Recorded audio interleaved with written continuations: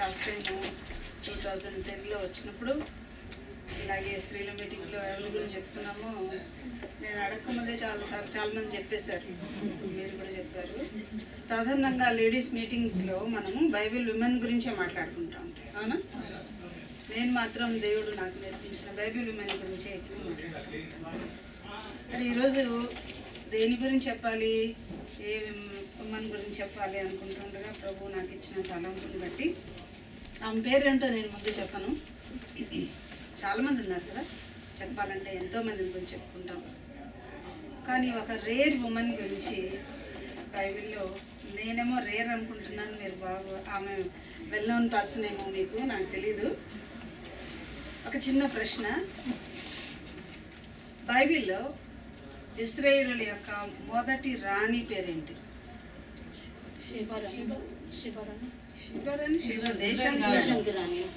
ఇశ్రాయేలుకి మొట్టమొదటి రాణి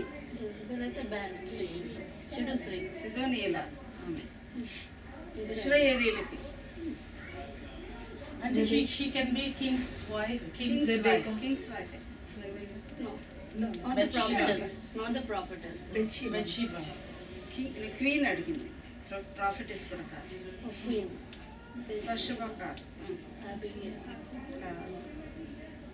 Ahinoam.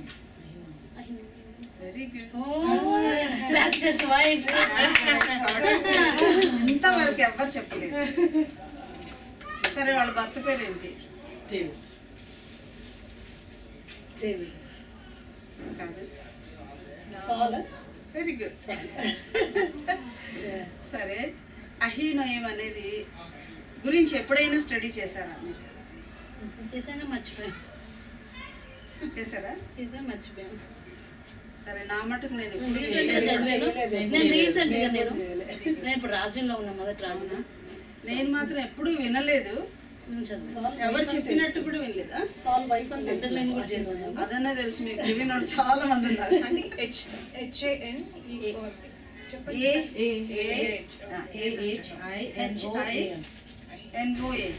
అహీనోయం. ఈ అహీనోయములు కూడా ఎంతమంది ఉన్నారు బైబిల్లో? There are two Ahinoams in the Bible.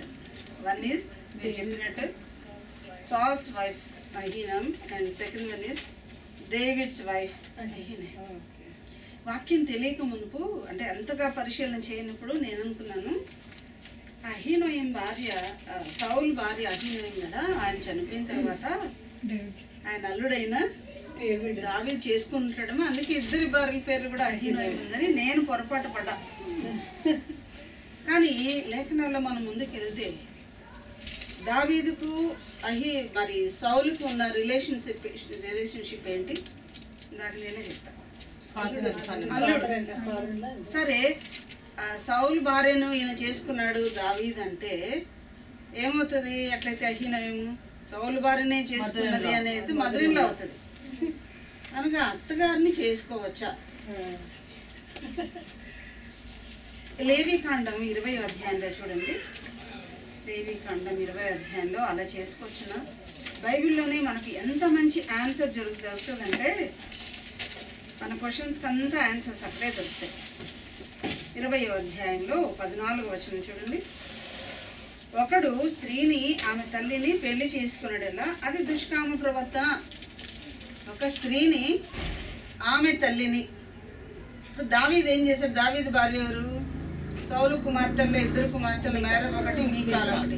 మీకాల్ను David married మీకాల్ కాబట్టి ఒక స్త్రీని ఆమె తల్లిని అంటే అహీనోయంను పెళ్లి చేసుకుంటే అది దుష్కామ, ఇట్ ఈస్ వికెడ్ అని రాయబడింది.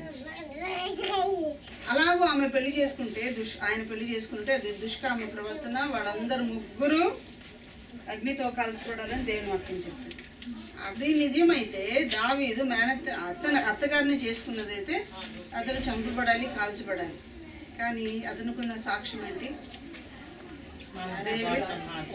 Man after God's own heart. కాబట్టి సంపూర్ణ దినాలు జీవించి ఆయన చనిపోయాడు, 70 ఏళ్ళు దాదాపు. కాబట్టి సౌలు భార్య అహీనోయం వేరేని అర్థమవుతుంది, దావీదు భార్య అహీనోయము వేరే వేరే. అడ్రస్ చూస్తే ఇప్పుడు చూడండి, మనకి మొదటి సమూయేలు గ్రంథం 14వ అధ్యాయంలో వాళ్ళ అడ్రస్ మనకు డిఫరెంట్గా కనిపిస్తుంది. ఇక్కడ ఉంది ఆమె పేరు మనకి 14వ అధ్యాయము 49వ వచనం నుంచి చదువుతాను. మొదటి సమూయేలు 14వ అధ్యాయము 49వ వచనం నేను చదువుతాను. సౌలును పుట్టిన కుమారుల పేర్లు ఏమనగా యోనాతాను, ఇష్వి, మెల్కీషువ. అతని ఇద్దరు కుమారుల పేర్లు కుమార్తెల పేర్లు ఏమనగా పెద్దదాని పేరు మేరబు, చిన్నదాని పేరు మీకాలు. సౌలు యొక్క భార్యకు అహీనోయం అనే పేరు. ఈమె అహిమయస్సు కుమార్తె. ఈమె అడ్రస్ ఏంటంటే అహిమయస్ డాటర్ కాబట్టి ఈమె వేరు. కానీ దావీదు యొక్క భార్యల పేరు కూడా ఉంది కదా. 2వ సమూయేలు 3వ అధ్యాయం 2వ వచనం చూడండి. 2వ సమూయేలు 3:2లో మనం చూస్తే ఆయన భార్యల యొక్క లిస్ట్ రాయబడింది. ఇక్కడ 3:2 హెబ్రోన్లో దావీదుకు పుట్టిన కుమారులు ఎవరనగా అమ్నోను అను అతని జ్యేష్ఠ పుత్రుడు, ఇజ్రాయేలీయురాలకు అహీనోయం. ఆమె అహిమయస్ డాటర్. ఈమె వచ్చి ఇజ్రాయేలీ ఉమెన్ అన్నమాట. కాబట్టి వీళ్ళిద్దరూ వేరు వేరని మాత్రం మనకు అర్థము అవుతుంది. సరే, ఈరోజు నేను ఏ అహీనోయం గురించి మాట్లాడాలనుకున్నప్పుడు సౌలు భార్య అయిన అహీనోయం గురించి. ఈ అహీనోయం గురించి మాట్లాడాలి అనుకుంటే ఏముంది, ఏమీ లేదు ఆమె గురించి. we can't find so many verses about her. ఇలాంటప్పుడు మనం ఎలా స్టడీ చేస్తామంటే వాళ్ళ పేర్ల యొక్క మీనింగ్ చూడాలి. అహీనోయం పేరుకు అర్థం ఏంటంటే కృపకు సహోదరి. She is a sister to grace. అట్లయితే ఎవరు గ్రేస్? గ్రేస్ ఎవరి ద్వారా వచ్చింది? You are saved by grace కదా, త్రూ ఫెయిత్ ఇన్ జీసస్. ఎఫిషియన్స్లో మనం చదువుతాం. కృప ద్వారానే అనగా యేసు ప్రభు ద్వారానే మనకు రక్షణ కలిగింది. అది మీ క్రియల చేత కలిగింది. అట్లయితే గ్రేస్ అంటే ఎవరి నుంచి వచ్చింది మనకి? గ్రేస్ అంటే జీసస్ క్రైస్టే. Nothing but Jesus Christ is our grace. అట్లయితే ఈమె ఎవరికి చెల్లి అట? సహోదరి అంటే ఏదో అక్క కావచ్చు, చెల్లి కావచ్చు. ఎవరికి సిస్టర్? గ్రేస్. ఎవరికి గ్రేస్ అంటే? ప్రభువే. కృపయు సత్యము ఆయన ద్వారానే కలిగినని మొదటి అధ్యాయము యోహాను సువార్త 14వ వచనంలో. అయితే యేసయ్యకే ఈమె చెల్లి. అంతెందుకులేండి, ఒక మాకు చెల్లి అవుదామని ఎంతమందికి ఉండొచ్చు.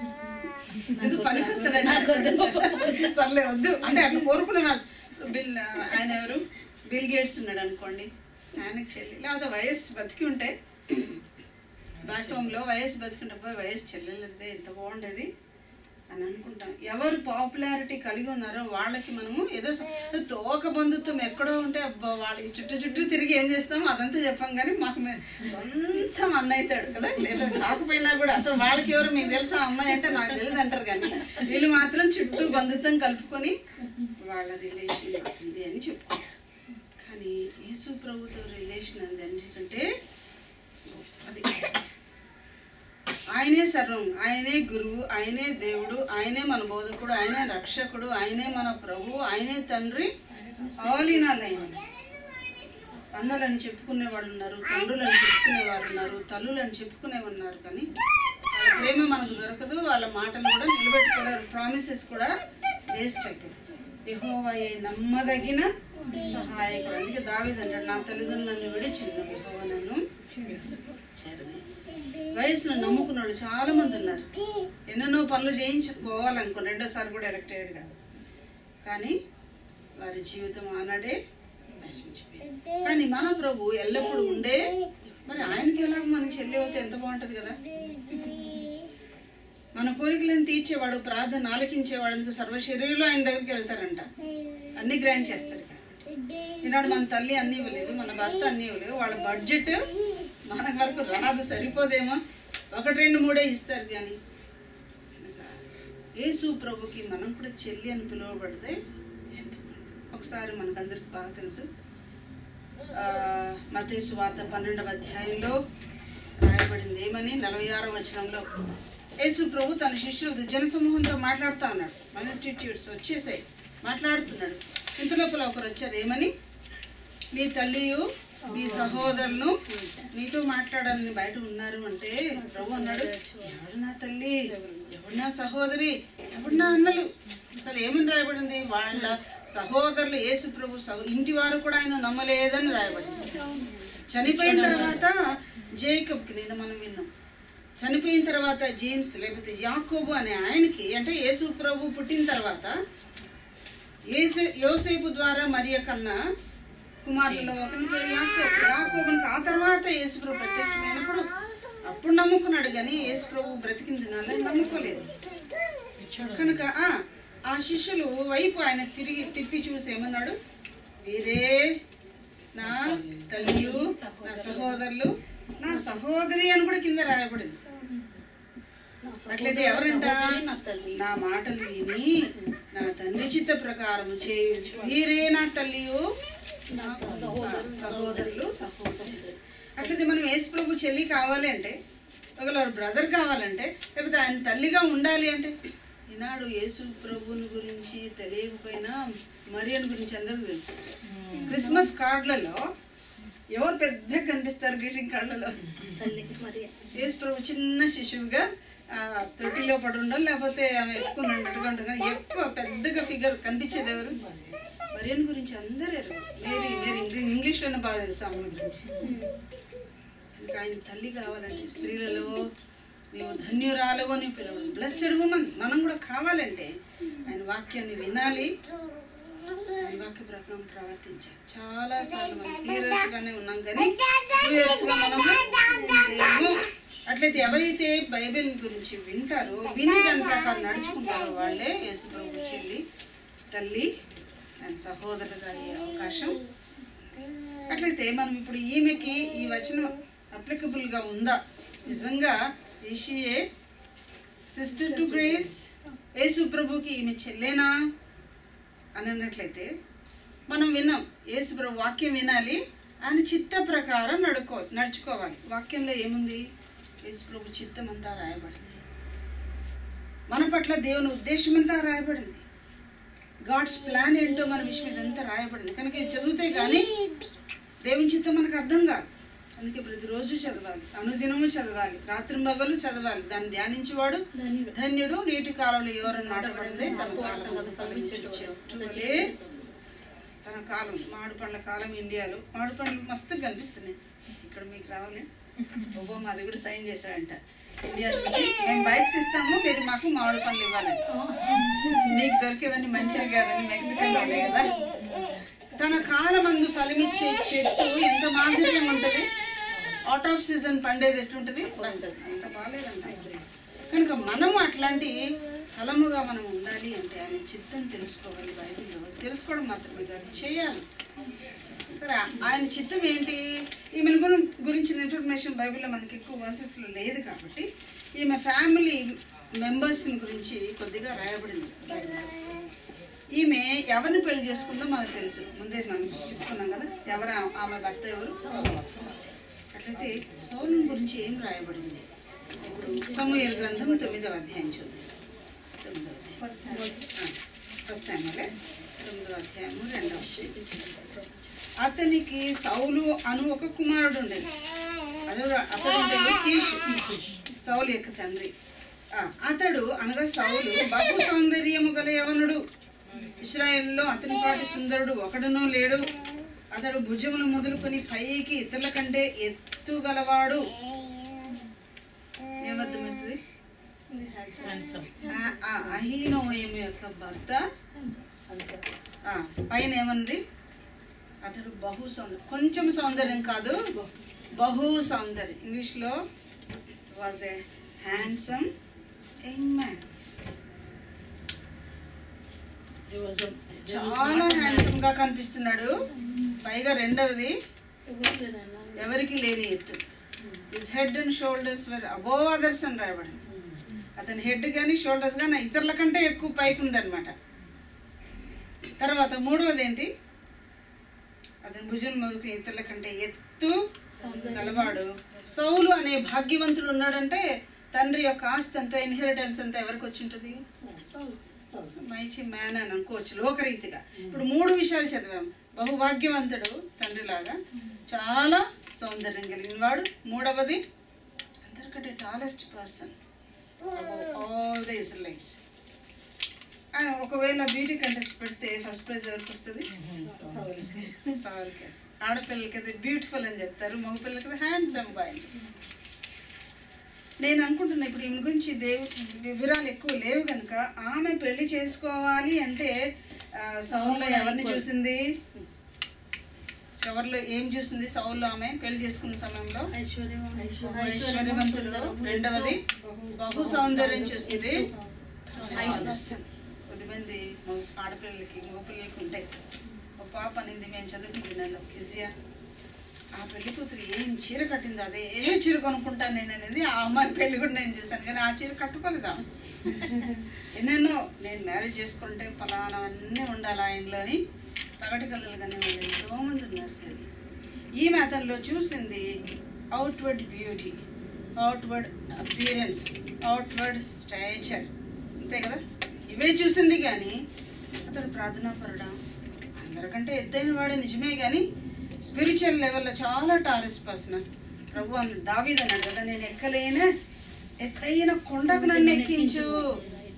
మన కొండలు ఎంతవరకు మెజర్ ఎప్పుడు ఎత్తు పెట్టాడో తెలియదు. త్రాసును నేను తూచగా నువ్వు తక్కువగా. రక్షణ ఉంది, బ్యాప్టిజం ఉంది, చర్చ్ గోయింగ్ హ్యాబిట్ ఉంది, గివింగ్ నేచర్ ఉంది, సేవకులు ఇంట్లో చేర్చుకుంటున్నా, వండి పెడుతున్నా, అంతా సరే. కానీ స్పిరిచువల్గా ఏ మెట్టులోకి మనం వెళ్ళాం. 10 మంది ఎక్కారు, మళ్ళీ పడ్డారు కూడా కదా. నేను ఎక్కడి నుంచి పడితేవో అక్కడి నుంచి తిరిగి నువ్వు పైకి. ఎఫ్ఎస్సి చర్చ్ గురించి దేవుడు రెవల్యూషన్లో రాసినట్టు ప్రేమలో పడిపోయిన వాళ్ళు ఉన్నారు. ఇంతకుముందు బాగా ఇచ్చేవాళ్ళు పడిపోయినారు. ఎప్పుడు మేమైనా చేర్చుకోవాల్సింది భక్తుల్ని, వాళ్ళేరా వీళ్ళేరా అని వదిలిపెట్టేసిన వాళ్ళు ఉన్నారు. కొద్దిమంది టెస్ట్ మనీ పడిపోయింది, కొద్దిమంది ప్రార్థనా జీవితమే పడిపోయింది. మా యవనంలో బాగా చేసాం కదా కదా. ఎన్నో విషయంలో మనం పడిపోయాం. పెళ్లి చేసుకునే విషయంలో దేవుని చిత్తం ఏంటి? Marriage is honourable. మ్యారేజ్ చేసుకునేటప్పుడు దేవుని చిత్తం తెలుసుకోవాలి. బైబిల్లో ఏముంది? విశ్వాసికి అవిశ్వాసికి పొత్తు లేదు, చీకటికి వెలుగుతో ఏం పొత్తు. తర్వాత దేవుని ఆలయమునకును విగ్రహములకు ఏమి పొందిక. కనుక దేవుని చిత్తం వివాహ విషయంలో విశ్వాసాన్ని చూడవలసింది, ప్రార్థన కూడా లేదా చూడవలసింది, నమ్మకస్తుడా లేదా చూడవలసింది, ఆత్మీయత అంటే ఇష్టమా, మరి ఇతరులో లోకం ఎక్కువ ఉందా, ఇవి చూడాల్సింది. కానీ అవుట్వర్డ్ బ్యూటీనే ఆత్మీయతనేం చూడలేదు. కాబట్టి ఈ అమ్మాయి ఈ కృపకు సహోదరి యేసుప్రభుకి చెల్లినాయి, కానీ యేసుప్రభు చెప్పిన మాటలు మ్యారేజ్ విషయంలో నెరవేర్చలేదు. ఒక ప్రశ్న, ఇక్కడంతా మ్యారీడ్ పీపుల్ మనం అంతా ఉండేది. ఎవరిని అమెరికాకి రావాలంటే ముందు పెళ్లి చేసి పంపిస్తారు, అంతేనా? అంత దూరంలో మళ్ళీ మా పాప ఏమవుతుంది ఏమో, ముందు వాళ్ళకి ఏదో అంటగట్టి పెడితే మగ పిల్లలకి ఆడపిల్లలకి చేస్తాం. కానీ మన మ్యారేజ్ విషయంలో దేవుని చిత్తం మనము జరిగించామా అంటే అది ఓల్డ్ స్టోరీలేండి. ఇప్పుడు ఎందుకు అనుకుంటే అయిపోయింది కదా పెళ్ళి. ఇప్పుడు అనుకుంటే ఏమైనా సర్దుబాటు చేసుకుంటామా? ఏదైనా రిపేర్ చేసుకో. చీర వద్దంటే ఇంకొకరు దానం చేయొచ్చు, పెన్ను వద్దంటే ఇంకా 14 కొనుక్కోవచ్చు. పెళ్ళైన తర్వాత ఈ భర్త నాకు ఇష్టం లేదు అంటే రిపేర్ కూడా ఏం చేసుకోలేదు. సాగుతుంది అయిపోయిన పెళ్ళికి మేళం ఎందుకని. కొత్త పెళ్లి జరిగితే మేళాలు అవన్నీ ఉంటాయి. అయిపోయిన తర్వాత ఆ పెళ్ళికి ఏం రాగాలంటే శోక రాగాలు ఉంటాయి. ఎందుకన్నా చేసుకున్నానా కదా, ఇంత కప్పులో కాలేశాను, విశ్వాసి కాదే, చాలా ప్రేమిస్తాను అన్నాడు, ఇప్పుడు ముళ్ళ కంచెల్లో పడేశాడు, అస్సలు రంగం ఇప్పుడు అర్థమైంది, చాలా మోసపడ్డాను అని అనుకుంటే ఇప్పుడు మనం ఎంత బాధపడినా మార్చుకోవడం చాలా కష్టం. అలాగే ఈమె నాబాలు భార్య అబీగైల్ చాలా భక్తిపరాలు, సుబుద్ధి గలదై రూపసి అయి ఉండాలి. రూపం ముందు పెట్టలేదు దేవుడు, ముందు బుద్ధి తర్వాత. మనమైతే నల్లగుందా తెల్లగుందా పిల్ల ఫస్ట్ అది అది ఇప్పుడు హైట్ చూసేది కాదంటే వెయిట్ కూడా చూస్తున్నారంట. ఇప్పుడు చాలా విచిత్రం. ఇలాంటివి చూస్తాం మనం, కానీ దేవుడు మాత్రం man looks at the face, but God looks at the heart. వివాహ విషయంలో ఆ దేవుని చిత్తాన్ని కనుక్కోలేక అహీనయి కృపకు సహోదరి యేసయ్య చెల్లెలని పేరు పెట్టుకుంది. తన జీవితంలో ఆ కృపామైన చిత్తాన్ని తెలుసుకోలేక అవుట్వర్డ్ బ్యూటీని చూసి ఒక విశ్వాసిలాగా అనుకుంది, కానీ ఆమెలో ఆ క్వాలిటీస్ లేవు, సౌల్లో కూడా ఆ క్వాలిటీస్. ఇంకా మనం కూడా మన పిల్లలు ఎట్లా అయిపోయినాయి, మన పిల్లలకి పెళ్ళిళ్ళు అవుతాయి. ఒకవేళ మనం చేసుకోకపోయినా ఈ కంట్రీలో ముందే చేసేసుకుంటారు, అంతేనా? చూడడం మాత్రమే కాదు, అలాగే శాంసంగ్ చూసి వచ్చి నా పెళ్లి చేయమని తల్లిదండ్రులు చెప్పాడు. ఈ కాలంలో అట్లా లేదే, చూడడం అయిపోతుంది, పెళ్లి చేసుకొని ఒకరిగా వెళ్ళి ఇద్దరుగా లోపలికి వస్తే మనం తలుపు తీయాలన్నా వద్దా, తీయాల్సి వస్తూ ఉంది. కనుక మన పిల్లలకి ఏం చెప్పుకోవాలన్నమాట మనం. కనుక ఎప్పుడైనా విశ్వాసే సరి అయినా ప్రభువు నమ్మకపోతే కుటుంబ జీవితంలో క్షేమం ఉండదు. మరి వీళ్ళ జీవితంలో చూడండి, పెళ్ళేమో ఒకరోజు స్టేజ్లో బాగా జరుగుతుంది. సంసార జీవితం ఉంది, ఇయర్స్ టుగెదర్. గంటలో పెళ్లి చేయొచ్చు, 40 నిమిషాల్లో పెళ్లి చేయొచ్చు. అంకులు అంటారు ఎన్ని నిమిషాల్లో చేయమంటే అన్ని నిమిషాల్లో చేస్తానంటారు మ్యారేజ్ లైసెన్స్. కానీ క్షణాల్లో నిమిషాల్లో అయిపోతుంది. కానీ సంసార జీవితం అనేది కింద ఎండ్ వరకు ఉండాలి. కాబట్టి మనతో కూడా ఉండే వ్యక్తి ఆత్మీయుడుగా కాకపోతే, విశ్వాసులు కూడా చాలా మంది ఉన్నారు. ఎవరని మనకు అంతేనా? ఎవరిని పెట్టాడు దేవుడు, అది మనం కనుక్కోవాలి. చాలాసార్లు టెంకాయలు కొడతారు కదా, 2 షెల్స్ అవి వస్తాయి. అవన్నీ ఒక గుంపులో ఉన్నాయనుకోండి, ఒక షెల్ తీసుకొని ఒక సగం చిప్ప తీసుకొని దాని జత చిప్ప దొరికించుకోవాలంటే ఈజీనా? చాలా కష్టం. అన్నీ పెట్టి చూస్తాం, ఫిక్స్ కాదు. ఇంకోటి అది పారేస్తాం, అది కాదని ఎన్నో చూస్తూ ఉంటాం. ఎక్కడో ఒక చోట గ్యాప్ వస్తుంది. ఆ గ్యాప్ సంసార జీవితంలో వస్తే ఒకరు ఉత్తరం ఒకరు దక్షిణం అవుతారు, కానీ ఎప్పుడు షేక్ హ్యాండ్ తీసుకునే పరిస్థితి ఉండదు. కనుక దేవుని యొక్క వాక్యంలో ఏం రాసిందో అవన్నీ మనం ఇప్పుడే చెప్పాలి పిల్లలకి. ఇప్పుడు పిల్లలకి చాలా తెలివి ఉంది, అవునా? మా కాలానికి మేము ఎంతో అమాయకులమే, ఇన్నోసెన్స్ అనుకున్నాము. మా తర్వాత కాలంలో వాళ్ళని చూస్తున్నాం, మా మనవరాలనే చూస్తున్నాం. ఇంత తెలియదు. వాళ్ళ పిల్లలు ఎట్లుంటారో చూడండి, సూపర్ యాక్టివ్ ఉంటారు. కనుక వాళ్ళకి అన్నీ తెలుసు. మనం ఇప్పుడు ఎందుకులే ఆ చిన్నపిల్లకి ఎందుకు చెప్పాలనుకుంటామో, మనం చెప్పకపోతే వాళ్ళ ఫ్రెండ్స్ చెప్పేసి ఉంటారు. అప్పుడు బ్యాడ్ ఫ్రెండ్షిప్ చెప్పేసి ఉంటుంది, ఇంటర్నెట్లో చెప్పేసి ఉంటాయి. అందుకే దేవుడు ట్రైనప్ చేయమన్నాడు పిల్లల్ని. ఎప్పుడు బాలుగానే నీ పిల్లలకు చెప్పమన్నాడు దేవుడు. బాలు నడవలసిన త్రోవను వానికి నేర్పము, పెద్దవాడైన తర్వాత వాడు దాని నుంచి వెళ్ళిన తర్వాత మా జయానికి చెప్పాలనుకుంది. విశ్వాసికి అవిశ్వాసికి జోడు ఎక్కడ నేర్పించాలనుకుంటున్నాను. కంఠస్థం మెమరైజ్ చేపిస్తే దాని అర్థాల తర్వాత తెలుస్తాయి వాడు కదా, అలా ట్రైనప్ చేయి. కానీ అలాగా చేసుకోక ఒక మంచి బాగా ధనం ఉండాలి, అందం ఉండాలి. అతనుకున్న అందం ఇంకెవరికి ఉండకూడదంటే ఇంకెంత దురాశ ఆలోచన చేయండి. అతనిలాంటి వాడు ఇంకొకడు ఉండకూడదు, నాకే దొరకాలి అట్లాంటి మనిషి వెళ్ళి. చాలా టాల్. కనుక ఆత్మీయ కొలతలు లేవు, కానీ శరీరపు కొలతలు పెట్టి చూసుకుంది. మరి ఎటువంటి వ్యక్తి దేవుని చిత్తంలో ఉన్నాడా లేదో, వాళ్ళ కుటుంబ జీవితం ఎలా సాగిందో మనం చూద్దాము. ఇప్పుడు 30వ అధ్యాయం, 1 సమూయేలు గ్రంథం 30వ అధ్యాయం 20వ వచనం చదువు. 20:30. సౌలు యోనాతాను మీద బహుగా కోపపడి ఆగడగొట్టదని కొడుక, నీకును నీ తల్లి మానకు సిగ్గు కలుగునట్లుగా నీవు యెష్షయి కుమారుని స్వీకరించిన సంగతి నాకు తెలిసింది కదా.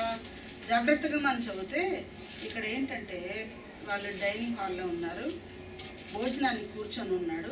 దావీదు ఆ రోజు రాలేదు భోజనం దగ్గరికి. తర్వాత యోనాతాను మీద చాలా కోపం వచ్చింది. ఎవరు యోనాతాను అంటే సౌలు యొక్క మొదటి కుమారుడు, ఆయన తర్వాత రాజ్యానికి రావాల్సింది. అతని మీద ఎట్లా అంటే చాలా బహుగా కోపపడి, పెళ్లి రోజు ఈ కోపం కనపడలే కదా, ఏం కనపడింది? సౌందర్యం బాగా చాలా టాల్గా ఉన్నాడు, చాలా వెల్త్ కలిగిన వాడుగా ఉన్నాడు. కానీ ఇప్పుడు ఆఫ్ లేట్ ఎన్నేళ్ళైంది, అప్పటికే 4 కుమారులు. మొదటి కుమారుడు పుట్టాడు. అసలు అంతకుముందే మనకు వాళ్ళ పరిచయం రాయబడింది, వాళ్ళ పేర్లన్నీ 14 చాప్టర్లోనే రాయబడ్డాయి. 4 పిల్లలు పుట్టారు, 2 ఆడపిల్లలు పుట్టారంటే 6 డజన్ మంది అనుకోండి పిల్లలు. ఎంతో సంవత్సరాలు జరిగిపోయాయి. కొన్ని సంవత్సరాల తర్వాత అతని వ్యక్తిత్వం బయట, ఆయన పర్సనాలిటీ బయటకు పడుతుంది. ఇప్పుడు ఏమంట, బహుగా కోపం. చిన్న కోపం కాదు, బహుగా. ఇంగ్లీష్లో ఏమంటారు, his anger Kindle against Jonathan అన్నారు, రగులుకుందనమాట. సరే ఏమంటున్నాడు, పిల్లోడి మీద కోపం వచ్చింది, కానీ ఎవరిని తిడుతున్నాడు ఇక్కడ? ఆగడగొట్టుదని కొడుక, దాని కొడుకే నువ్వు నా కొడుకు కాదని. అది ఎక్కడ? బెడ్రూమ్లో తిట్టుకొని ఉంటే బాగుండు వాళ్ళ భార్య ముందర. ఇదేంటి డైనింగ్ హాల్?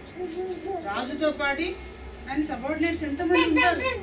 వాళ్ళొక్కరే కాదు, కింగ్స్ టేబుల్ కాబట్టి చాలా మంది వచ్చి ఉంటారు. వాళ్ళ ముందర అనరాని పదాలు, ఆగడగొట్టుదాన్ని కొడకంటే ఎవరిని అంటే ఎవరిని? ఇప్పుడు అహీనం క్యారెక్టర్ కూడా బయటపడతా ఉంది. ఏమని? ఆమె ఆగడగొట్టంటే కడగొట్టిందంటే నేను కడగొట్టింది లాస్ట్ వైఫ్ ఏమో అనుకున్నా. తెలుగులో కడగొట్టు వాళ్ళు అంటే ఏమో లాస్ట్ కడపటి కుమారుడు కడపటి కుమార్తె అట్లా అనుకున్నా. కానీ ఇంగ్లీష్ బైబిల్లో చూస్తే thou the son of perverse and rebellious woman, rebellious nature ఆమెలో ఉంది. అంటే రాజకీయం ఇదైతే చూపించడంలో ఆమె హర్వర్స్ స్కాన్ఫుల్ నేచర్, ఎదురు మాట్లాడతారంటే ఆయన ఒక మాట అంటే ఈమె అదే మాట. వాళ్ళ కోపించిన మనం ఊరుకుంటే ఏముంది, రెండు చేతులు దగ్గరకు వస్తేనే శబ్దం అంటారు కదా. ఆయన కోపం వచ్చింది. రాజుకు పుట్టు క్రోధం మరణ దూత వంటిదని సామెతలు రాయి. వాళ్ళకు వస్తే చిన్న కోపం రాదు. అంటే ఎన్నో విషయాలు వాళ్ళ హృదయాల్లో ఉంటాయి కాబట్టి ఒకవేళ రావచ్చునేమో, పురుషునికి రోషం ఎక్కువ ఉండొచ్చునేమో. ఇంట్లో ఉన్నాం మనం, మేము కూడా జాబ్ చేస్తున్నామంటే అనొచ్చునేమో. ప్రభు ఏమన్నాడు వాక్యంలో, భార్యలారా ఇంకోటి ఎగరగొట్టారు మీరు అన్ని విషయం ఉండదు, అది రాకుండా ఒక అమ్మాయి అనేది 7 ఏళ్ళు అయింది మనకు పెళ్ళి, మీ ఇంట్లో నేను 7 సంవత్సరాలు అన్నాను, మీ అమ్మోళ్ళు నువ్వు కూడా నా దగ్గర 7 సంవత్సరాలు. ఏ వర్స్ ఉంది బైబిల్లో ఆధారంగా దేన్ని బేస్ చేసుకుని ప్రభు నమ్మిన వాళ్ళే అందరూ, బైబిల్ తెలిసిన వాళ్ళే, సేవాభావం కలిగిన వాళ్ళే డిఫరెన్స్ ఆఫ్ ఒపీనియన్. మీ ఇంట్లో 7 సంవత్సరాలు అమ్మాయి వాక్యాలు బాగా తెలుసు కదా. మరోమో నీ తండ్రి ఇంటిని అన్నాడు కదా దేవుడు. మీ అమ్మోడి ఇంట్లో నువ్వెందుకున్నావు? నేను మా అమ్మోడి ఇంట్లో మీ ఇంటికి వచ్చా, నువ్వు కూడా మీ ఇంట్లో నుంచి బయటికి రా లేదు కదా. అలాగే ఎప్పుడైనా సపరేట్ అవ్వాలంటే దేవుడే ఆ పరిస్థితులు తీసుకొస్తాడు. కానీ ఈమె వచ్చిందబ్బా ఈ కోడలు నా బెల్లం అయిపోయాడు, వాడి మనసు మార్చేసింది, తల్లిదండ్రులు ఎంతో బాధపడతారు. లేదా వాళ్ళే బయటికి పంపించే రోజులు వచ్చినట్టు దేవుడే చేస్తాడు. వాళ్ళ ఆస్తులు కావాలి చాలా మందికి, అంతేగాని వాళ్ళ ద్వారా వచ్చే చిన్న శ్రమ ఒక మాట నింది అనుకోండి అంత వెంటనే వేరు కాపురం అంటే. కనుక దేవుని చిత్తములో ఉండవలసిన వాళ్ళు తొలగిపోయేది ఇప్పుడు ఎవరంటే వాక్యం తెలియని వాళ్ళు కదా, తెలిసిన వాళ్ళే. వీళ్ళంతా మాకు సేవ చేస్తూ ఉంటారు, బైబిల్ అంటారు, ప్రార్థన అంటారు, సేవకులు అంటారు, వాళ్ళే ఈ జీవితాలు ఎలా ఉన్నాయని అంటారు. కనుక ఇలాగే ఈమె ఒక స్కాన్ఫుల్ లేడీగా ఎదురు మాటలు, నీకంటే నేనేం తక్కువ చదువుకోలేదు, నీకంటే 10 రూపాయలు నాకు జీతం ఎక్కువ అనేవాళ్ళు కూడా ఉన్నారు చాలా మంది. నీకేంలో కూడా నువ్వు వచ్చినట్టు నేను కూడా అమెరికాకు వచ్చినా, నువ్వు చేసినట్టు నేను జాబ్ చేస్తున్నా, నువ్వు కష్టపడి నేను ఇంకా కష్టపడుతున్నా. ఇలా మాటకు పెరిగిన చిన్న విషయమే, పెద్ద వ్యభిచారాలు కాదు, దొంగతనాలు, కానీ చిన్న విషయానికి మనం లోపడకపోతే ఏదోలే ఆయనకి మనసు బాగాలేదేమో, ఆఫీస్ ఏమైందో, లేకపోతే ఏమున్నాయో హృదయంలో, ఏదో అన్రెస్ట్గా ఉన్నాడు, ఈ టైంకి మనం ఏమనుకోవద్దులే మాట అనుకుంటే అయిపోతుంది. చిన్న విషయానికే మరి కుటుంబాలు కూలిపోయేవి. ఈమె జీవితం ఎలా కూలిపోయింది చాలా ఆశ్చర్యం అయితే స్టడీ చేస్తే. అప్పుడు ఆయన ఏమంటున్నాడు, బిడ్డ మీద కోపము, భార్య మీద, భార్య ఇంట్లో చెప్పుకోవచ్చు కానీ ఇక్కడ వల్గర్ లాంగ్వేజ్ వాడుతుంది. ఏమని? నీ మానమునకును నీ తల్లి మానమునకును సిగ్గు కలుగునట్లుగా నువ్వు యెషై కుమారుడు అంటే దావీదును ఎందుకు స్వీకరించావు, డేవిడ్తో ఎందుకు ఫ్రెండ్షిప్ చేస్తావు? Jonathan's heart and David's heart was knitted. ఈయన హృదయం ఆయన హృదయం కుట్టినట్టుందంట. 2 వస్త్రాలు జాయిన్ చేయాలంటే మనం ఏం చేస్తాం? కుడతాం. అట్లాగే యోనాతాను హృదయం దావీదుతో కలిసిపోయింది అని. దావీదు అనగా మన ప్రభువైన యేసుక్రీస్తు గుర్తు, యోనాతానుగా మన లాంటి బిలీవర్స్కి గొల్యాతు నుండి గొప్ప రక్షణ తీసుకొచ్చాడు. కాబట్టి దావీదు మనసు దావీదుతో యోనాతాను ఏం చేశాడు? కలిసిపోయినట్టుగా మనం చేస్తాం. మన హృదయము పరమ దావీదుతో కలిసిపోయిందా? అన్నాము నిజమే. అన్ని విషయాల్లో ఆయనతో కోపపోతున్నామా, ఆయనతో ఎస్లాడ్ అంటున్నామా? ఇంతవరకు సర్వేలేదు ప్రభు, 3 పాయింట్లు వింటాను, 2 పాయింట్లు నేను వినానంటే అన్నీ ఓబే చేస్తాయి. కానీ భర్త మాట వినాలంటే అది అయ్యే పని కాదు ప్రభు అంటే కలిసిపోయినట్టుగా కాదు. కనుక బైబిల్లో ఆయన చిత్తం అంతటికి మనం ఎస్లాడని చెప్పగలిగితేనే పరమ దావీదు అయిన యేసు ప్రభుకు హృదయము మన హృదయం 2 కలిసి. అలాగే భార్యాభర్తల హృదయాలు కూడా కలవాలి. చాలాసార్లు శరీరాలు ఏకమవుతున్నాయి కానీ హృదయాల్లో వచ్చేసరికి డిఫరెన్సెస్ వస్తున్నాయి. సరే, ఇట్లాగా ఒక వల్గర్ లాంగ్వేజ్ వాడుతున్నాడు, భార్యని ఎక్కడ తిట్టాలి, ఎక్కడ అనాలి అనేది కూడా జ్ఞానయుక్తంగా ఆలోచన చేయాలి. అక్కడ చాలా మంది పురుషులు ఉన్నారు, వాళ్ళ ముందర అన్నాడు. ఇప్పుడు యోనాతాన్ వెళ్ళి ఎవరికి చెప్తారు చెప్పండి ఈ మాటలు? మమ్మీ మమ్మీ డాడీ నిన్ను అంతమంది ముందా తిట్టేసి రాని రాత్రికి అంటుందా లేదా? వచ్చినప్పుడు క్లాస్ తీసుకుంటాను అని. ఇప్పుడు అంటే వాళ్ళ జీవితంలో ఇది జరుగుతుంది అన్నమాట కొన్ని ఏళ్ళుగా. ఎప్పుడైతే భార్య భర్తను తృప్తిపరచదో, ఎప్పుడైతే భర్తకు విధేయత చూపించదో, ఎప్పుడైతే సరిగా మాట్లాడదో, ఎప్పుడైతే క్షమాగుణం లేదో, తగ్గింపు లేనప్పుడు there is every possibility of every man to go astray in his life. ఎప్పుడైతే స్త్రీలు అసలు వేదాల్లో పురాణంలో ఉందంట, భార్య యొక్క సహకారం చేత భర్త యొక్క ఆయుష్ రెట్టింపు అవుతుందంట. ప్రతిదాన్ని పేచి పెట్టి మనము అనడం వలన మన మంచి భర్తల్ని కూడా ఆత్మీయులైన వాళ్ళు దూరం వెళ్ళిపోయే అవకాశం ఇస్తారు. అలా ఇవ్వటం వలన తన జీవితం నిజంగా సౌలు దారి తప్పాడు. ఇప్పుడు చూడండి 3వ అధ్యాయం 2వ సమూయేలు గ్రంథం 3వ అధ్యాయంలో ఏ స్త్రీతో ఆయనకి పరిచయం ఏంది చూడండి.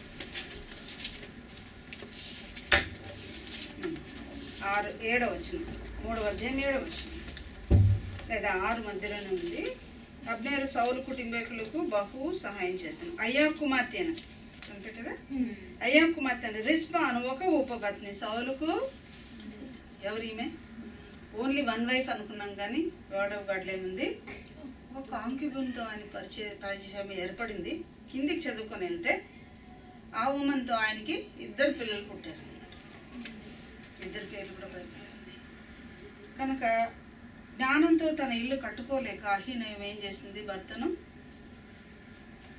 పర్వస్ ఉమెన్ కాబట్టి, రెబెలియస్ నేచర్ ఆమెలో ఉంది కాబట్టి, భర్తకి లోబడే గుణాలు లేకపోయిన కారణం చేత ఇంకొక భార్య దగ్గరికి, ఇంకొక స్త్రీ దగ్గరికి ఆయన వెళ్ళిపోయి, ఇంకా అట్లయితే రోజు ఇంటికి రావడం లేదేమో. కనుక ఈమె యొక్క జీవితంలో రసన అయిపోయినట్టు జీవితం మనం చూస్తాం.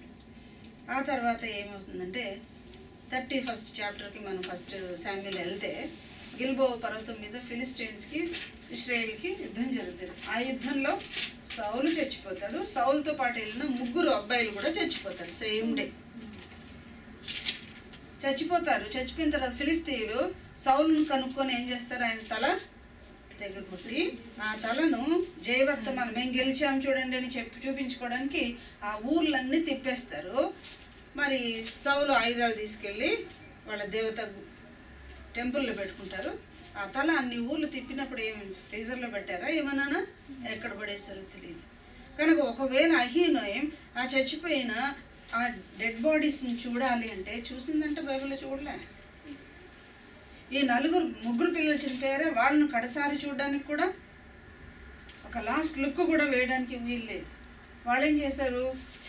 వాళ్ళని బేత్షాను పట్టణం గోడకు తగిలించారు. మనం కదా క్యాలెండర్ను తగిలించినట్టు వేలాడదీశారు. వేలాడదీయబడిన ప్రతి వాడు ఎవరు? శాపగ్రస్తుడు. వీళ్ళు శాపగ్రస్తుల్లాగా చచ్చిపోయారు. ఈయన కూడా ఒక పిరికి పంద చావి కదా, రాజు ప్రాణం పోలేదు, సున్నతి లేని ఫిలిస్తీయులను చంపుతారని సౌలు ఏమన్నాడు? ఆయుధాలు మోసేవాడితో ఆంబేరుతో ఏమన్నాడు? నువ్వు చంపు నన్ను, నాకు తల తిరుగుతుంది. చంపలేదు భయపడి, ఆయనే తన ఇంటి మీద పడి ఆత్మహత్య. చూడండి ఇంటికి ఎంత చెడ్డ పేరు, ఇశ్రాయేల్ రాజు అంట, ఇట్లంట అవమానకరమైన. తన జీవితంలో ఆ యొక్క భర్తను సంపాదించుకోలేకపోయింది. పిల్లలు కూడా అందరూ ఒకే రోజు విడోహుడ్ వచ్చింది ఆమెకి, ఒకే రోజు చైల్డ్లెస్నెస్.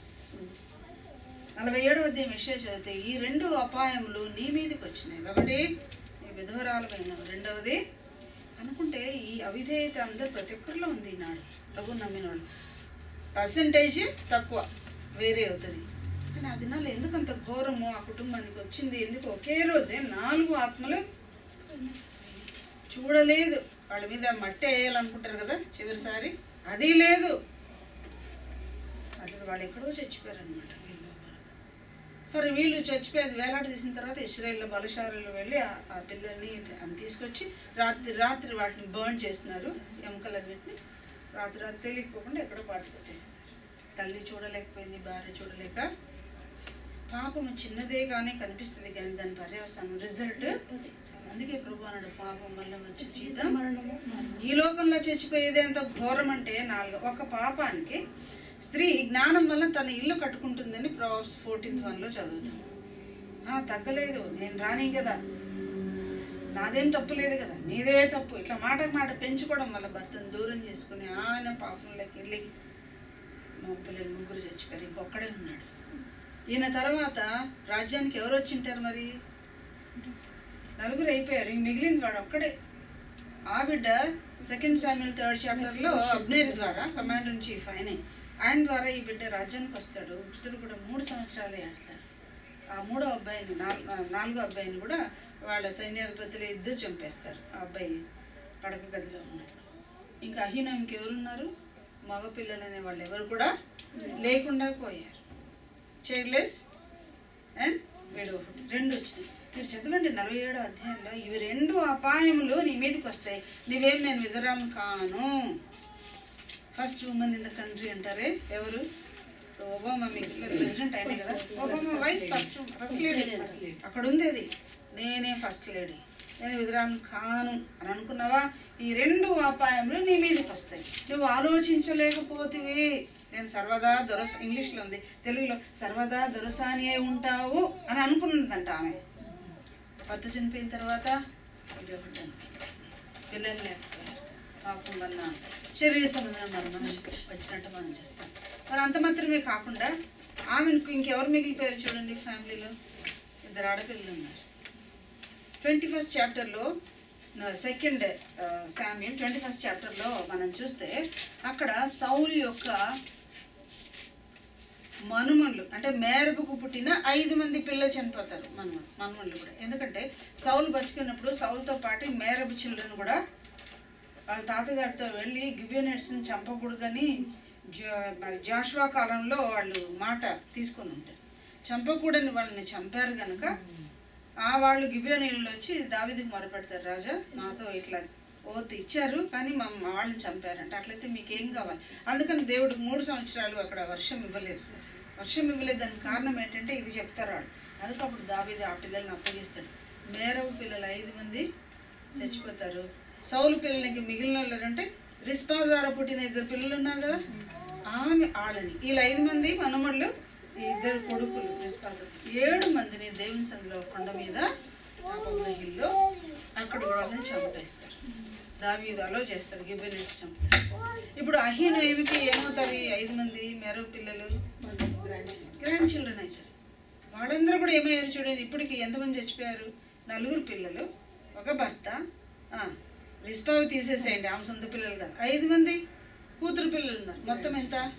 5 10. ఒక కుటుంబంలో 10 మంది చనిపోయినట్టు మనం ఎక్కడైనా వింటామా? లేఖనాల్లో చూడండి. నయోమి పిల్లలు కూడా ఎలిమెలెక్, మహ్లోన్, కిల్యోన్ 3. ఇంకా ఆ తర్వాత ఎవరైనా దేవుని కత్తి పడాలంటే ఎవరి మీద పడాలా? నయోమి మీద పడాలా. కానీ వెంటనే ఆమె బెత్లెహేం పోకపోతే 4వ కత్తి ఆమె మీద పడేది. ఈ ఇంటిలో అపాయములు ఒకటి తర్వాత ఒకటి నేను చదివినప్పుడు చాలా ఆశ్చర్యమైంది. ప్రభు, ఒక ఇంట్లోనే ఇన్ని ఆత్మలా? సరే, అప్పటికి మేరబు చనిపోయింది. మేరబు ఆ పిల్లల దగ్గర రాలా. కానీ వేరే రిస్పా వచ్చింది. వాళ్ళిద్దరు పిల్లలు చనిపోతే ఆమె ఒక శాక్లాత కొండ మీద పరిచి కూర్చొని ఆ పిల్లల్ని కాపులుగా చచ్చిపోయిన మృతక లేబరాల్ని ఈ యానిమల్స్, వైల్డ్ యానిమల్స్ వచ్చి తింటాయేమని అప్పుడు కాపలు కాస్తుంది. ఏం ప్రయోజనం? బతికినప్పుడు నరహంతకుల్లాగా ఉన్నారు, చంపకూడని వాళ్ళు చంపారు సౌలుతో పాటు. అది ముందే ఆమె చెప్పుకొని ఉంటే బాగుండు. పిల్లలు మన చేతులు దాటిన తర్వాత వాళ్ళు మనకు దొరకరు. ముఖ్యంగా ఈ కల్చర్ చాలా భయంకరమైన కల్చర్. బ్యాక్ హోమ్ అక్కడ చేసేవాళ్ళు కూడా చాలామంది ఉన్నారనుకోండి. కానీ దొరికిన సమయంలోనే ఆ బిడ్డలకి మనము వాక్యం చెప్పి భయభక్తులు నడిపించుకుంటేనే తప్ప ఆత్మీయంగా వాళ్ళు చనిపోయిన తర్వాత మనకు దొరికేవాళ్ళు. సోదరి కుమారుడు ఇట్లా అయిపోయినాడంటే సరిగ్గా టీనేజ్ వచ్చిన తర్వాత వాడు మనకు దొరకరు కనుక అందుకే బాల్యంలోనే వాడు నడవలసిన త్రోవని వానికి. ఇప్పుడు కాకులు గ్రద్దలు ఆడకుండా ఆ బిడ్డను చూసుకుంటే ఇప్పుడు ఆల్రెడీ డెడ్ బాడీస్ అవి. అందుకే హన్న పిల్లోడు పుట్టక ముందే ప్రార్థన చేసుకుంది. నాకు ఒకటి ఇస్తావా? సరే, కొద్దిమంది గర్భంలో పడిన తర్వాత ప్రార్థన చేసే వాళ్ళు ఉన్నారు, కొద్దిమంది బయటికి వచ్చిన తర్వాత ప్రార్థన చేసిన వాళ్ళు ఉన్నారు. బెర్షబా ఏం చేసింది? తన కుమారుడు సొలొమోను పెళ్లి ముందు నుంచి ఎంతో చెప్పి ఉంటుంది. పెళ్లి వయసుకు వచ్చినప్పుడు నాన్న ఎక్కువ మంది స్త్రీలను పెళ్లి చేసుకోవద్దు, వాళ్ళు బలాన్ని తీసేస్తారు, స్త్రీల బలం అని. అది త్రాగొద్దు, దీనులకు న్యాయం చూపు, పెళ్లి చేసుకుంటావా గుణైతే అయినా వర్చెస్ ఉమెన్ని చేసుకో అని చెప్పింది. ఇన్ని చేసినా 2 ఫెయిల్ 1 పాస్. ఏంటి? న్యాయం చెప్పాడు. కానీ పెళ్లి విషయంలో అనేక మంది స్త్రీలను 1000 మంది 700 భక్తులు 300 ప్రాణులు మంది చేసుకున్నాడు. కనుక మరి మన జీవితంలో మనం చెప్పకపోయినా సినిమాలు చెప్తాయి, ఇంటర్నెట్లు చెప్తాయి, బ్యాడ్ ఫ్రెండ్షిప్ చెప్తుంది. కాబట్టి ఈ విషయం ముందే మనము కనుక లేట్ అయిపోయింది, వాళ్ళు చచ్చిన మృతిక రెబలం కాస్తుంది. మరి ఈ 5 మంది పిల్లలకి మ్యారేజ్ లేదు, అప్పుడే చనిపోయిందని దేవుని సేవకులు చెప్తారు. ఆమె అటెండ్ అవ్వాలా ఆ పిల్లల పక్షంగా. కనుక కూతురు లేనప్పుడు మ్యారేజ్ పిల్లలు కావాలి కావడానికి ఎవరు రావాలి? ఇప్పుడు అట్లీస్ట్ వాళ్ళ అమ్మమ్మ రావాలి, అహీనోయం దానికి కూడా రావాలి. అక్కడ దేవుని సన్నిధి మీ దగ్గర ఆ పిల్లలు ఉరి తీయబడ్డారు, ఆ దేవుని సన్నిధికి రాలా. భర్త చనిపోయినప్పుడు దేవుని సన్నిధికి రాలేదు, 4 పిల్లలు చనిపోయినప్పుడు దేవుని సన్నిధికి రాలేదు. ఏంటి ప్రభువా నాలో ఉన్న దోషం ఏంటి? మా ఇంటికి ఎందుకు ఇలా జరుగుతుంది? మా పిల్లలు ఎందుకు పోతున్నారు? మా మనమూళ్ళు కూడా మాకు దొరకలేదు. మేరబు ఎందుకు చనిపోవాలి? తల్లి నేను బతికుండగా నా బిడ్డ నా కళ్ళ ముందు ఎందుకు చనిపోయింది? నేనేం నేర్చుకోవాలి పాఠం అని. అప్పుడు కూడా ఆమె ఇప్పుడు ఎంతమంది మేరబు కూడా చనిపోయిందంటే 11 మెంబర్స్. ఇంకొక కూతురే మిగిలింది. ఎవరు అమ్మాయి? మీకాను కూడా 2 శామ్యూయల్ 6 చాప్టర్లోకి వచ్చేసరికి ఆమె ఏమైంది? దావీదు ఆర్కు ముందర మందసం ముందర లీపింగ్ చూసి లోపల ఏం చేసింది? డిస్పైజ్ చేసేసింది, ఒక హీనునిగా భావించింది. అందుకే దేవుడు ఏమన్నాడు? మరణం వరకు ఆమె పిల్లల్ని ఒకటే కూతురు మిగిలింది అహ్యూనేమి. ఇంకా వాళ్ళ దగ్గర రావాలి కదా, కొడుకులు ఉంటే కొడుకుల దగ్గరికి వెళ్తారు, బిడ్డలు ఉంటే బిడ్డల దగ్గరికి వెళ్తారు. ఒక బిడ్డ చనిపోయింది. నెక్స్ట్ ఆమె ఏమన్నా బాగుందంటే ఆమె కూడా కర్స్ వచ్చేసింది. అప్పుడే షీ వాజ్ ఎ కర్స్. ఒక గుడ్డివాడికి గుడ్డివాడి దారి చూపిస్తాడా? ఆల్రెడీ శాపగ్రస్తున్న ఆ అమ్మాయి వాళ్ళ అమ్మకి ఏమైనా మంచి మార్గం చూపించగలదా, సంతోషాన్ని అందించగలదా? అట్లయితే ఒక కూతురు ఉండి కూడా నిష్ప్రయోజనము. నీవు జీవించుచున్నావన్న పేరే మాత్రమే కానీ నీవు కనుక ఆ పిల్ల ఉన్నా కూడా తల్లికి ఉపయోగం. అట్లయితే ఎవరు ఉపయోగం? ఇప్పుడు ఆమె ఇన్ని ప్రాణాలు పోగొట్టుకున్న ఆమెకు మనసు ఎట్లుంటుంది? సంతోషమా, సమాధానమా, నెమ్మదా? లేదు. మరి ఎటువంటి సమయంలో ఇప్పటికైనా ఎక్కడికి రావాలి ఆమె? సరే, దేవునికి ప్రతినిధిగా ఉన్న సొంత మల్లుడే ఉన్నాడు. ఎవరైనా దావీదు దగ్గరికి వస్తే David is the embodiment to Christ. ఆయన దగ్గరికి రావాలి. మరి వచ్చినట్టు వాక్యంలో నాకెక్కడ కనపడలేదు, మీరు కూడా చూడండి. దావీదు నుంచి ఆశ్రయించినట్లేనే యుగ యుగములు నిత్యాశ్రయ దుర్గం ప్రభువే. ఆయన దగ్గరకు వచ్చిన ఆయన సన్నిధిలో తన తప్పులు ఒప్పుకున్నట్టు కూడా ఇక్కడ మనం చూడము. దావీదు దగ్గరికి రాలేదు. వస్తే బాగుపడి ఉంటుంది, రాలేదు. కానీ మనమే ఆ సిచ్యుయేషన్లో ఉన్నామనుకోండి, ఏం చేసేవాళ్ళం మనం? అయినా వచ్చిన తర్వాత మనకు తెలియదు. వస్తే బాగుండు, దేవుని కత్తి ఆమె మీద పడకుండా ఉండేది. ఎవరు రాలేదేమో, దేవుని కోపాగ్నికి గురై ఆమె కూడా చనిపోయిందేమో. మొత్తం ఎంతమంది చనిపోయినట్టు ఆ ఇంట్లో? డజన్కి ఒకరు తక్కువ ఉండరు. ఇప్పుడు 11 మంది.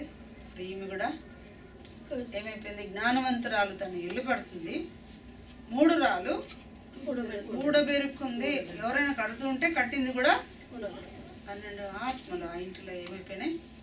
ఊడబెరికినట్టే కట్టుకుంది. మనం కూడా భార్యలమే. ప్రభా నేను కడుతున్నానా నా ఫ్యామిలీని? అంటే ఇటుకలు రాళ్ళు పెట్టి కట్టేది కాదు, ఫిజికల్ బిల్డింగ్ కాదు, కానీ ఏది?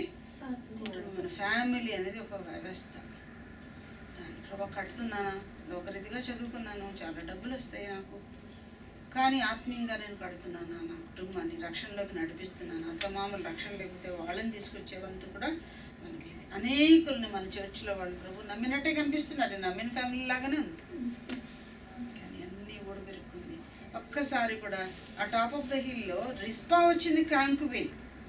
ఈమె సొంతం భార్య నేను ఆ స్థితి నుండి దిగాను, ఆ సింహాసనం నుంచి దిగాను, ఆ రాణి అయ్యే గొప్పతనం దేవుడు ఇచ్చాడు కదా, అక్కడే ఉంటాను. కిందికి వచ్చి మోకాళ్ళని ప్రార్థన చేసిన అనుభవంలో మనం కూడా చిన్న మాటల ద్వారా పరీక్ష చేసుకుని, ప్రభా నేను కడుతున్నా, ముందు కుటుంబం కడతాను, మళ్ళీ సంఘం కడతాం.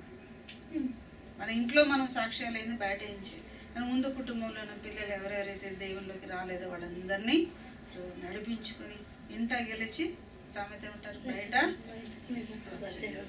వాళ్ళ పిల్లలే రక్షణ పొందలేదు మాకు చెప్తా ఉన్నారు అంటారు కదా. అలాగే ఇన్లాస్ అందరు ఉంటారు, మనం రక్షించుకొని పోతే ఒక జ్ఞానవంతురాలు అవుతాం. రాణి అనిపించుకుంది కానీ జ్ఞానవంతురాలుగా అనిపించుకుంది. ఎవరు మన జ్ఞానం అంటే ముందు ప్రభు మనమే నమ్ముకొని ఉన్న అనుభవము. ఎవరు జ్ఞానం అంటే యేసు ప్రభువే, ఆయనే మనకు జ్ఞానమును విమోచనయు పరిశుద్ధతయునై ఉన్నాడు. ముందు we have to receive Jesus Christ as our personal Savior. మనం నమ్ముకొని మన పిల్లల్ని కూడా నడిపించుకోవాలి. అహీనయ్యము ఇన్ని చావులు చూసిన స్త్రీ బైబిల్ ఇంకెవరు లేదని నాకు అర్థం. ఇన్ని చావులు ఎవరింట్లో లేదు. కానీ ఎస్తేర్ గ్రంథంలో హామాన్ భార్య ఉంది, ఆయనకు 10 మంది పిల్లలు, 10 మంది చచ్చిపోతారు. నెక్స్ట్ మళ్ళీ ప్రార్థన చేసిన ఇంకేం కావాలంటే ఐశ్వర్యరాజు ఏమంటది, వాడు మళ్ళీ వేలాడి తీయబడాలి. అట్లా కోరుకుంది. 10 కంటే ఎక్కువ చావులు ఎవరు ఇంట్లో చూసాం మనం. కనుక ఆమె పేరుని బట్టి మనం ధ్యానం చేస్తే మనకి ఇన్ఫర్మేషన్ కనుక అలా జ్ఞానం కలిగిన తల్లులుగా, భార్యలుగా, అక్క చెల్లెలుగా, యేసు ప్రభుకే చెల్లిగా మనం ఉంటే దేవుని యొక్క ఆ గొప్ప సహాయాన్ని మనము దేవుడి మాట మన కొరకే. ఈ అహీనయం గురించి చాలామందికి తెలియదు కనుక మీరు ఇతరులతో పంచుకోండి. వాక్యం ఇతరులకు అందిస్తే ఎరుగుతుంది కదా. ఆ పరిగి అంతా ఏరుకొని ఏం చేసింది, ఎక్కడ కట్టుకుందంట, చెంగులో కట్టుకుంది, దుప్పటిలో కట్టుకుంది. వెళ్ళి ఎవరికి ఇచ్చింది, చర్చికి రాని, ఆ పొలానికి రాని వాళ్ళ అత్తగారు. ముసలోళ్ళు ఎవరెవరు ఉన్నారు ఇంట్లో, పిల్లలు రాలేదు, వాళ్ళందరికీ మన అక్క చెల్లెలకి మనం పంచుకొని అలాగా వారిని కూడా దేవునికి మనము